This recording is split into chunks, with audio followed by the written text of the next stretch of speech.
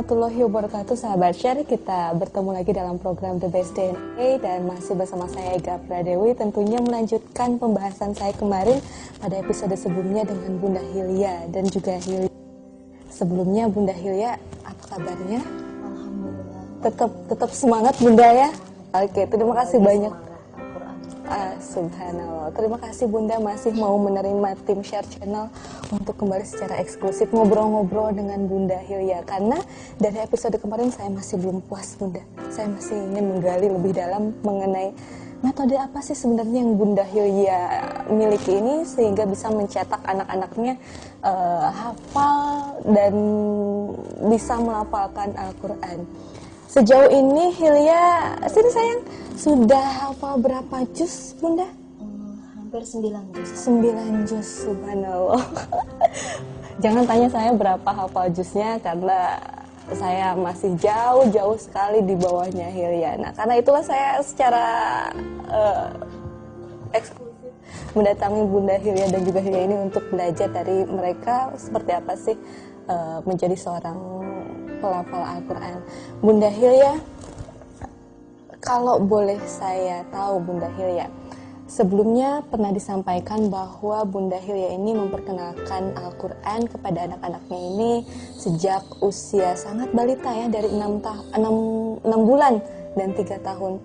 Kalau boleh tahu metode awalnya itu bagaimana sih Bunda? Awalnya sekali kalau itu belajar mengenal hijaiyahnya ya dari usia 6 bulan.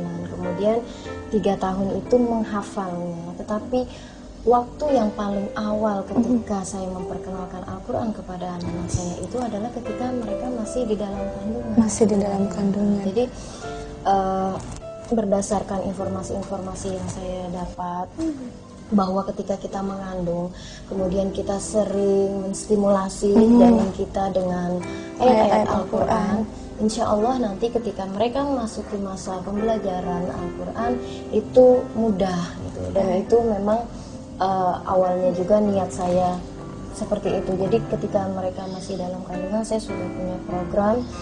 Ketika hamil positif itu setiap bulan saya mentargetkan harus khataman Al-Quran. Jadi saya namakan namanya hadiah khataman untuk janin. Jadi selama hamil 9 bulan, tapi qadarullah ketika di awal-awal kehamilan itu Allah uji dengan mual muntah yang berlebihan, jadi tidak sempat menghatamkan Al-Quran. Jadi saya kejar di bulan selanjutnya ketika mual muntahnya sudah berkurang. Ketika mengandung Hilya itu alhamdulillah 8 kali hatam. Karena memang ada keinginan dalam diri saya, nanti ketika belajar Al-Quran saya ingin dimudahkan oleh Allah anak saya belajar Al-Quran. Jadi dari dalam kandungan tuh saya sudah mulai memperkenalkan stimulasi dengan Al-Quran. Baik, jika pada awalnya nih dalam masa usia kehamilan Bunda sudah menstimulus janin di dalam kandungan dengan mendengarkan, apakah itu hanya mendengarkan melalui katakanlah media kaset atau apa gitu, atau mendengarkan secara langsung ada orang yang mengaji atau seperti apa Bunda? Kalau yang saya lakukan itu adalah langsung saya sendiri yang Oh Bunda. Jadi saya berkomunikasi dengan janin itu kan usia 6 bulan ke atas, janin sudah bisa diajak berkomunikasi, berbicara biasa seperti misalnya saya mau sholat diinformasikan, kemudian mau pergi periksa diinformasikan, kemudian ketika saya mau tilawah pun selalu saya komunikasikan. Dede hari ini mama mau baca surah Al-Baqarah, dengarkan ya, saya baca. Jadi ada komunikasi antara ibu dan bayi ketika masih dalam kandungan. Nah, sementara ketika anak ini sendiri sudah keluar dari rahim gitu Bunda ya, jadi kan ada proses tuh usia 0, usia 1, usia 2, usia 3. Nah, idealnya sendiri nih menurut Bunda, kan kalau Hilya nih usianya 3 tahun sudah bisa baca Al-Quran, kemudian kakaknya sendiri Aufa itu sudah bisa mengaji sejak usia 4 tahun. Nah, idealnya itu seharusnya berapa sih? Idealnya bisa semakin, kalau memperkenalkan Al-Quran sedini mungkin itu tidak ada ruginya, dan memang bagus karena memang Al-Quran itu berbeda dengan ilmu-ilmu yang lain, khususnya ilmu-ilmu yang umum ya. Al-Quran itu lebih kompatibel dengan manusia. Coba jadi misalnya kita berbicara cepat, misalnya menyanyikan lagu yang sudah sangat kita hafal, misalnya lagu-lagu satu-satu kayak ibu atau apa, dengan kita membaca ayat kursi yang memang ayat itu sudah sangat kita hafal, kita baca dan kita nyanyikan dengan cepat, pasti agak ribet biasanya. Tapi kalau membaca ayat-ayat Al-Quran cepat sekali, itu sudah pas saja. Jadi subhanallah, mengalir ya tidak Bunda ada ya. ruginya gitu. Sedih mungkin lebih baik. Baik, berarti untuk sahabat share di rumah, dalam proses kita memberikan pengajaran kepada anak itu tidak ada rentan waktu usia berapa, semakin dini itu berarti semakin baik untuk diperkenalkan kepada anak. Nah, untuk selanjutnya saya ingin masih akan tetap membahas mengenai metode dan pembelajaran dari Bunda Hilya ini supaya bisa menjadikan anak-anaknya sebagai seorang hafiz Al-Quran. Jadi jangan kemana-mana, tetap di The Best DNA.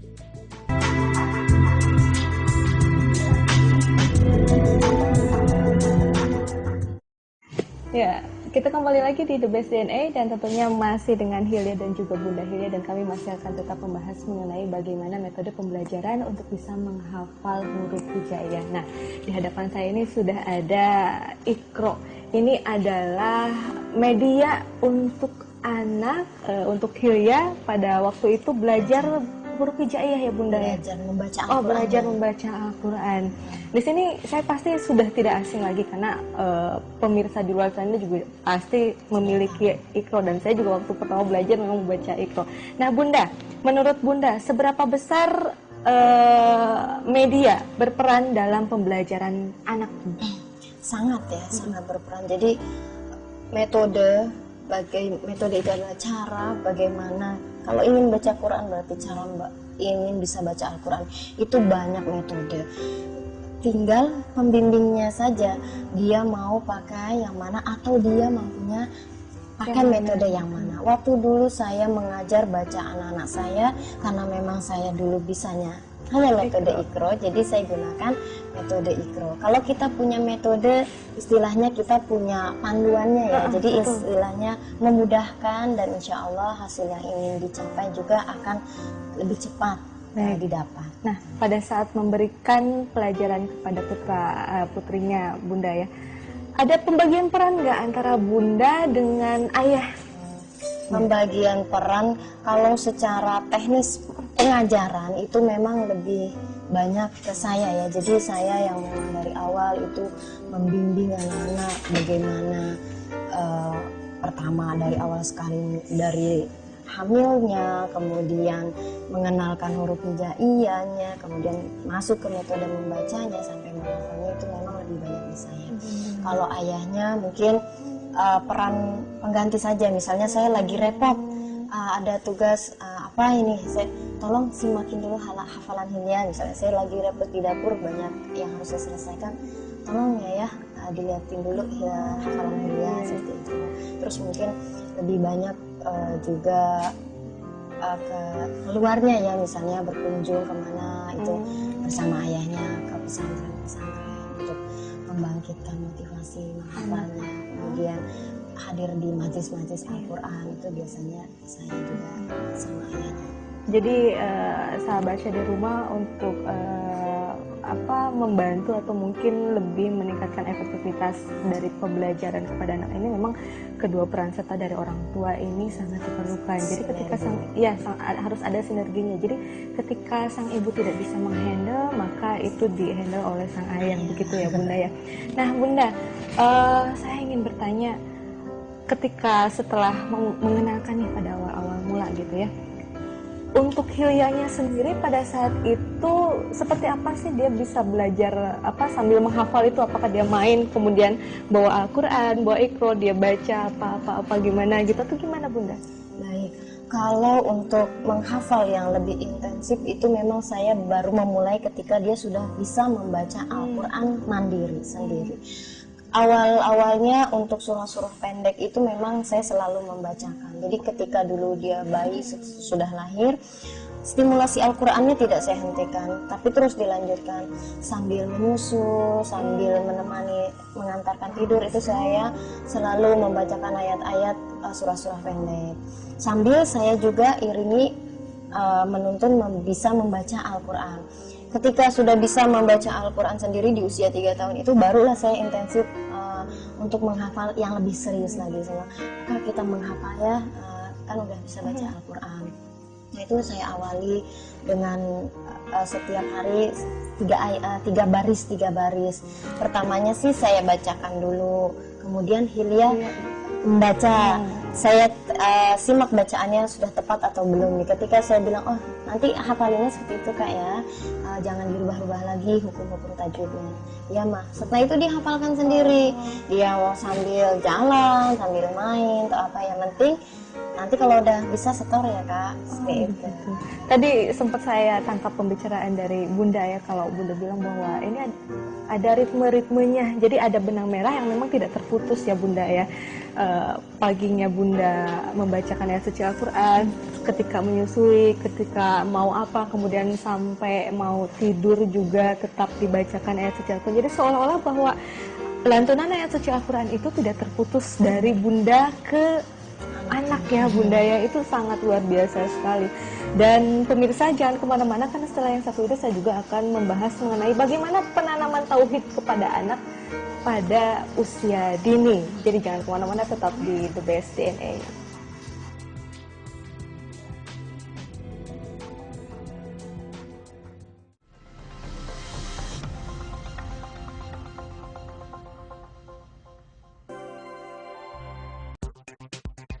Mukena Aisyahna terbuat dari bahan yang berkualitas sehingga nyaman saat dikenakan. Anda tak perlu lagi merasa khawatir dengan keluhan panas, panjang mukena yang pas-pasan, dan rasa was-was karena transparan atau kependekan. Mukena Aisyahna juga cocok untuk dijadikan hadiah kepada orang tua, saudara, atau orang-orang yang Anda kasihi. Assalamualaikum warahmatullahi wabarakatuh. Halo, saya Teguh Wisnu. Saya ingin memberitahu kepada pemirsa semua, saya merekomendasikan mukena ini. Mukena ini mungkin cocok untuk diberikan kepada, ya kado mungkin bisa ya, kado dikasih kado untuk teman, istri, keluarga, ataupun saudara-saudara yang lain gitu ya.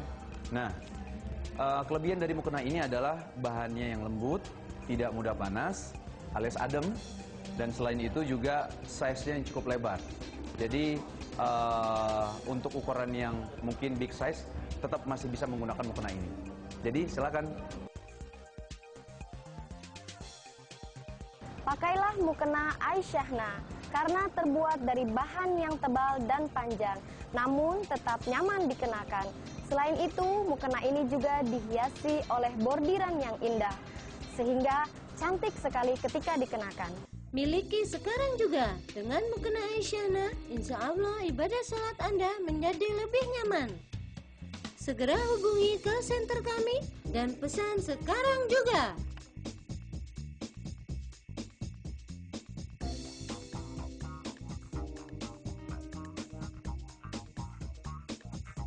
Mukena Aisyahna, nyaman dan menawan.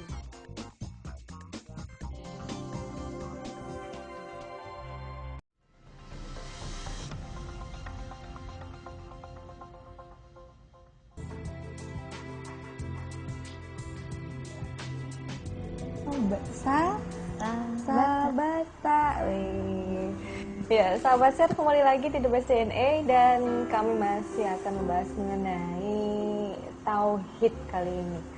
Baik Bunda, yang ingin saya tanyakan adalah bagaimana cara Bunda bisa menyampaikan ketauhidan kepada anak usia dini tentunya. Kadang kan orang juga ada yang berumur tapi masih belum bisa memahami seperti apa gitu.